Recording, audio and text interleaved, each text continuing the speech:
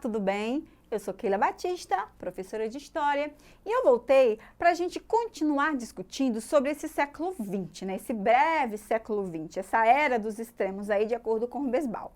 O nosso tema de hoje são os regimes totalitários. Para a gente começar a nossa discussão, a gente tem aqui duas pessoas, né?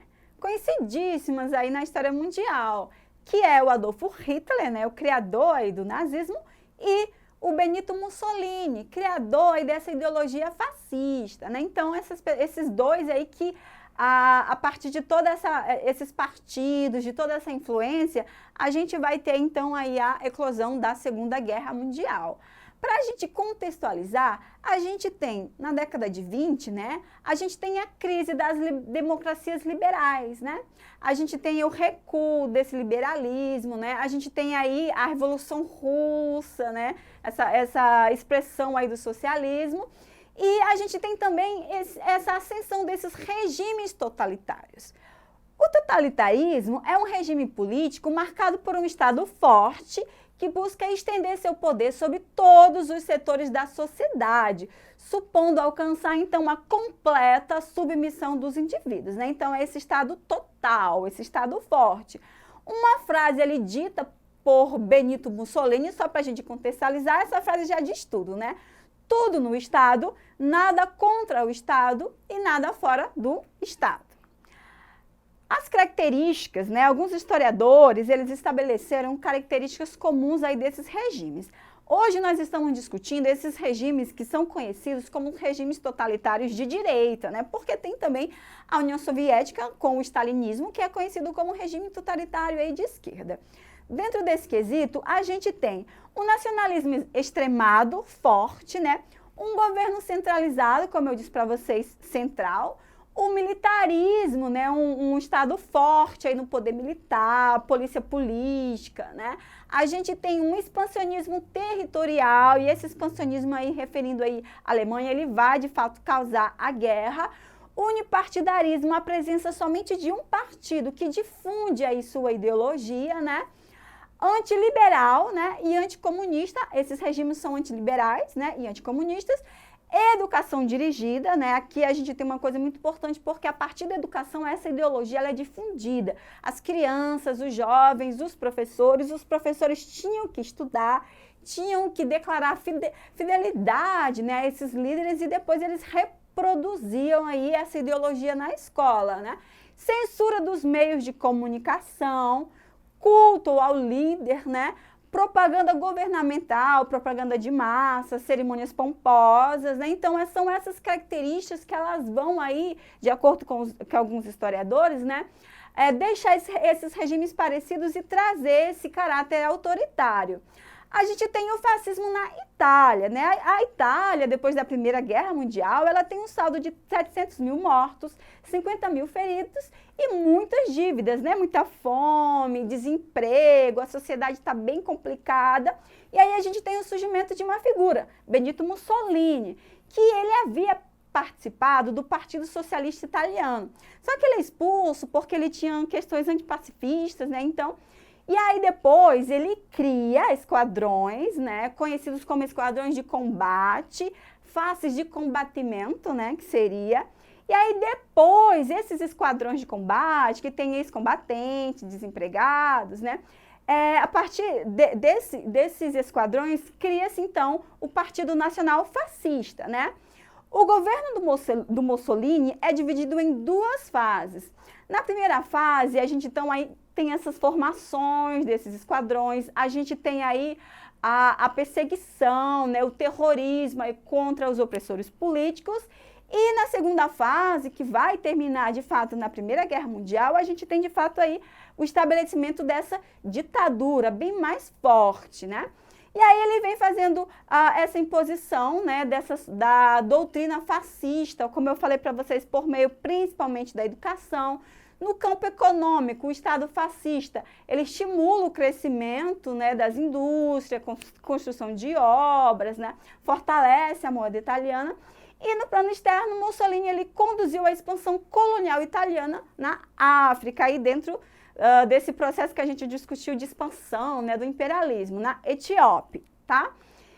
E a ideologia do fascismo seria, né, que o indivíduo deveria ser submisso às necessidades do Estado, que se tornaria, então, uma instituição poderosa, capaz de controlar a vida pública e a vida privada. Então, o Estado aí, ele perpassa a vida pública e a privada. A gente tem umas crianças, né, como eu disse para vocês, a educação era muito forte, né, as escolas militarizadas, né, a gente tem a juventude que se encontrava para competições esportivas, festas e celebrar, então, também o culto, né, o culto a esse líder. Do ladinho a gente tem um símbolo do fascismo, né, que remete à história de Roma, palitos juntos, que representa a força, mas depois vocês podem pesquisar um pouco melhor sobre isso. E aí a gente tem o nazismo na Alemanha, né, que após a Primeira Guerra Mundial, como a gente viu, a Alemanha está humilhada, né, e derrotada por conta aí do Tratado de Versalhes, né, onde ela sofre duras penas. Nesse período, então, a gente tem a República de Weimar, né, que essa república ela é estabelecida porque a partir de 1919, nessa cidade, é criada, então, uma Constituição, né? Então, a Alemanha ela passa agora por esse processo histórico. E dentro desse processo, a gente tem greves organizadas por partidos comunistas, né? O Partido Comunista da Alemanha e Social Democrata da Alemanha, seguindo aí a influência do que acontece lá na Revolução Russa, né? A Alemanha está destruída, né? A Alemanha está com uma situação bem latente de desemprego, né? Questões econômicas, então esses partidos, né? Esses operários que participavam desses partidos, eles começam a fazer greves, então a elite, né? Ela começa a se preocupar, e aí algumas pessoas elas começam a se aproximar dessas ideias que podem trazer um controle, uma ordem para aquela situação. E aí a gente tem a criação do Partido Nazista, nazis, né? Que seria então o Partido Nacional Socialista, a partir aí de Adolf Hitler, que a gente vai discutir um pouco melhor sobre ele. Dentro desse contexto do Partido Nazista, a gente tem aí a figura de Adolf Hitler, né? Que, como a gente pode ver, morre em 45, aí no final da Segunda Guerra Mundial. O Hitler, ele filia-se ao Partido dos Trabalhadores Alemães, que depois vai se transformar em Partido Nacional Socialista dos Trabalhadores Alemães. Olha que engraçado, né? O nome socialista aí dentro do nome desse partido. O Hitler, ele é da Áustria, né? Ele lutou na Primeira Guerra Mundial, né? Ele foi ferido e voltou, ele trabalhou no departamento de imprensa e propaganda, né? Então, dentro desse contexto, desse cenário de dificuldades, né, que a Alemanha sofria, Hitler ele acaba se envolvendo num golpe contra as pessoas e ele acaba sendo preso, né? Ele é condenado a 5 anos, mas ele acaba cumprindo só 1. E aí, nessa prisão, ele acaba escrevendo um livro que a gente vai falar um pouquinho melhor sobre isso. E aí, esse partido nazista, ele vai se fortificando. E aí a gente tem algumas eleições, o partido já está bem forte, né? Ele já representa, ele já tem um bom peso aí, e o Hitler, ele se torna então um chanceler, né? 1933, dentro do período conhecido como Terceiro Reich, né? Que esse nome o Hitler vai dar depois. E aí, dentro desse quesito, a gente tem uma propaganda de massa e uma violência opressiva. Quando o Hitler se torna chanceler, a gente já tem um pouco aí essa influência, né? E em 1934, o chanceler Hitler, ele assume também a presidência do país, né? O presidente morre, então ele aproveita aí e assume a presidência, se transformando no chefe supremo, o Führer, né? Conhecido então da Alemanha. No plano econômico, Hitler ele tenta revitalizar, né? Ele abria aí as indústrias. No plano externo, ele militariza o país, né? Dando início a essa política expansionista, coisas que pelo Tratado de Versalhes ele não poderia fazer, tendo como base a tese do espaço vital, né? Que as pessoas deveriam tomar parte daquele local, uma coisa assim bem latente, expressiva para os alemães. A ideologia nazista, a doutrina nazista, ela vem pregando algumas questões, né? O livro que eu disse para vocês que ele escreve é o livro Mein Kampf, né? Que a gente pode dizer Minha Luta, né? E nesse livro, o Hitler, ele aponta ideias autoritárias e pseudocientíficas, né?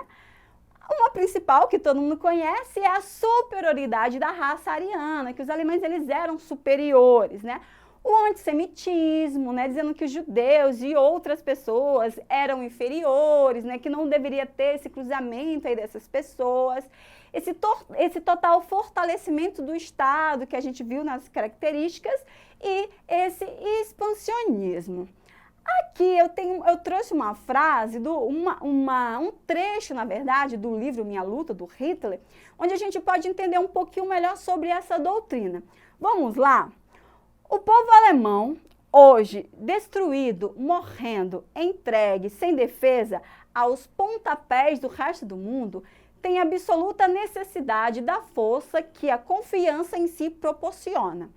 Todo o sistema educacional deve ter como objetivo dar às crianças de nosso povo a certeza de que são absolutamente superiores aos outros povos, né? Então, assim como lá no fascismo da Itália, o nazismo também ele usa a educação, né, para difundir aí essa ideologia. Só que diferente aí do fascismo, o nazismo ele vem pregando esse antissemitismo, né, essa questão preconceituosa com relação às raças. Não que o nazismo não, que o fascismo não pregasse, né? Mas ele vem usando aí essa questão do antissemitismo.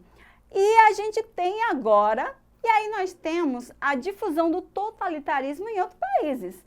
Como na Espanha, a gente tem a ditadura de Franco, Francisco Franco. Em Portugal, a gente tem a ditadura de Antônio Oliveira Salazar, todas ditaduras bem pesadas aí no quesito da violência policial. E aqui no Brasil, a gente tem o integralismo e o Estado Novo, né? Que a ação integralista brasileira, ela vai eleger o Vargas e vai ajudar com que ele implemente aqui em 37 o Estado Novo. Agora, vamos para o exercitando acerca dessa temática? Questão também do Enem. Vamos lá. Os regimes totalitários da primeira metade do século XX apoiaram-se fortemente na mobilização da juventude em torno da defesa de ideias grandiosas para o futuro da nação. Nesses projetos, os jovens deveriam entender que só havia uma pessoa digna de ser amada e obedecida, que era o líder.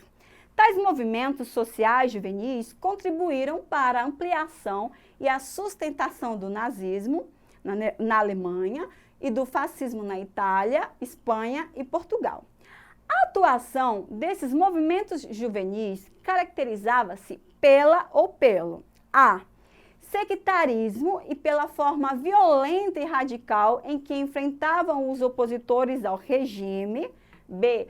Propostas de conscientização da população acerca dos seus direitos como cidadãos. C. Promoção de um modo de vida saudável que mostrava os jovens como exemplos a seguir. D. Diálogo ao organizar debates que opunham jovens idealistas e velhas lideranças conservadoras. E E. Métodos políticos populistas e pela organização de comícios multitudinários. Então, a gente tem como alternativa correta a alternativa A, sectarismo e pela força violenta e radical com que enfrentavam os opositores do regime, né? Sectarismo a gente tem a intolerância, né? Que eles viam então esses opositores e como a gente discutiu, a juventude, né? Ela era muito impregnada, ela reproduzia aí esses ideais desses regimes totalitários. Então, não esqueça de acessar a nossa plataforma Eduque. Lá vocês terão acesso a esses slides, a outros materiais e até a nossa próxima aula.